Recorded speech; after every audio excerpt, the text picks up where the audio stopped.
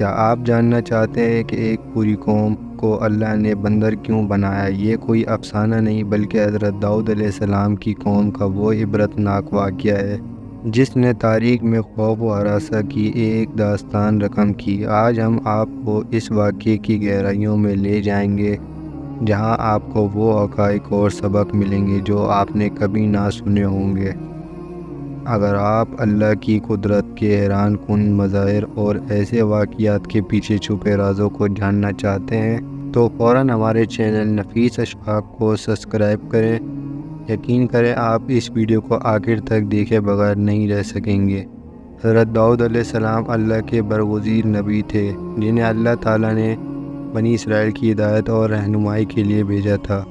قرآن مجید میں حضرت داؤد علیہ السلام کی قوم کا ذکر کئی مقامات پر آیا ہے۔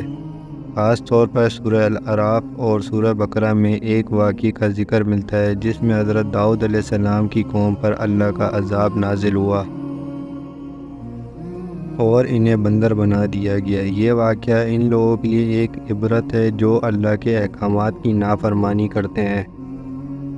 حضرت داؤد علیہ السلام کی قوم بنی اسرائیل پر مشتمل تھی جو کہ اللہ تعالیٰ کی طرف سے منتخب کردہ ایک قوم تھی۔ اللہ نے انہیں بے شمار نعمتوں سے نوازا اور انہیں حق اور ہدایت کے راستے پر چلنے کی تلقین کی تھی، لیکن وقت گزرنے کے ساتھ ساتھ بنی اسرائیل کے لوگوں نے اللہ کی نافرمانی شروع کر دی اور احکام الہی سے روگردانی کرنے لگے۔ اللہ تعالیٰ نے بنی اسرائیل کو ایک آزمائش میں مبتلا کیا۔ ان پر یوم ہفتے کا دن مخصوص کیا گیا جس میں انہیں حکم تھا کہ وہ اس دن کوئی دنیاوی کام نہ کریں اور مکمل طور پر عبادت اور اللہ کی یاد میں مصروف رہیں۔ لیکن کچھ لوگوں نے اس حکم کی خلاف ورزی کی اور اپنے ذاتی مفاد کے لیے اللہ کے حکم کو پس پش ڈال دیا۔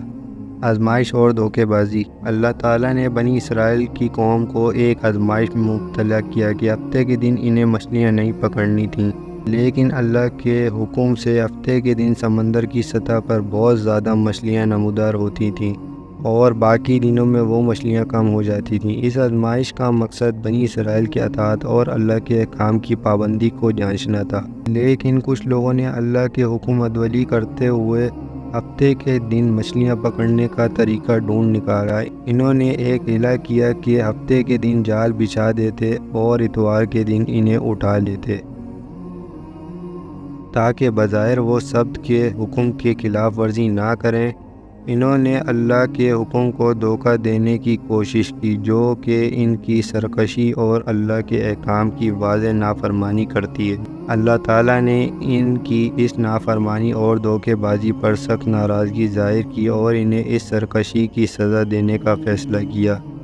اللہ تعالیٰ نے ان لوگوں کو بندر بنا دیا۔ قرآن مجید میں اس واقعے کا ذکر کرتے ہوئے اللہ تعالیٰ فرماتا ہے، اور بے شک تم ان لوگوں کو جانتے ہو جنہوں نے تم میں سے ہفتے کے دن تجاوز کیا، بس ہم نے انہیں کہا کہ ذلیل بندر بن جاؤ۔ سورہ بقرہ آیت نمبر 65۔ یہ لوگ جو اللہ کی نافرمانی اور دھوکے بازی کرتے تھے، ان کی شکل و صورت تبدیل کر کے بندر بنا دیا گیا اور وہ معاشرتی طور پر ذلیل و رسوا ہو گئے۔ اللہ کے عذاب کا یہ عمل ایک نشانی تھی کہ اللہ کے حکم کی نافرمانی اور دھوکے بازی کے نتائج کتنے خوفناک ہو سکتے ہیں۔ حضرت داؤد علیہ السلام کی قوم کا یہ واقعہ ہمیں ایک اہم سبق دیتا ہے کہ اللہ کے حکم کی نافرمانی کا انجام انتہائی تباہ کن ہو سکتا ہے۔ یہ واقعہ اس بات کی نشاندہی کرتا ہے کہ جو لوگ اللہ کی طرف سے ملنے والے احکامات کو دھوکہ بازی یا ہیلا سازی سے نظر انداز کرتے ہیں، ان پر اللہ کا عذاب نازل ہو سکتا ہے۔ اللہ کے احکام کی پابندی ہی وہ راستہ ہے جو ہمیں دنیا اور آخرت میں کامیابی دلائے گی۔ اس واقعے سے ہمیں یہ بھی سیکھنے کو ملتا ہے کہ جب انسان اللہ کی نافرمانی کرتا ہے اور اس کے احکام سے روگردانی کرتا ہے تو وہ دنیا میں بھی ذلیل و رسوا ہوتا ہے اور آخرت میں بھی سخت سزا کا مستحق بنتا ہے۔ اللہ ہمیں اپنے ہدایت پر چلنے کی توفیق دے اور ہمیں ان لوگوں میں شامل نہ کرے جو اس کی نافرمانی کرتے ہیں۔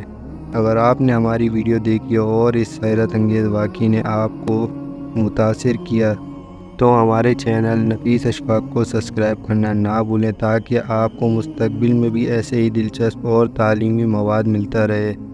اپنے خیالات اور سوالات کمنٹ میں ضرور شیئر کریں، اور اس ویڈیو کو اپنے دوستوں کے ساتھ بھی شیئر کریں تاکہ وہ بھی اس عبرت آموز کہانی سے فائدہ اٹھا سکیں۔ آپ کی حمایت ہمیں مزید بہترین مواد فراہم کرنے کی تحریک دیتی ہے۔ ملتے ہیں اگلی ویڈیو میں، تب تک کے لیے اللہ حافظ۔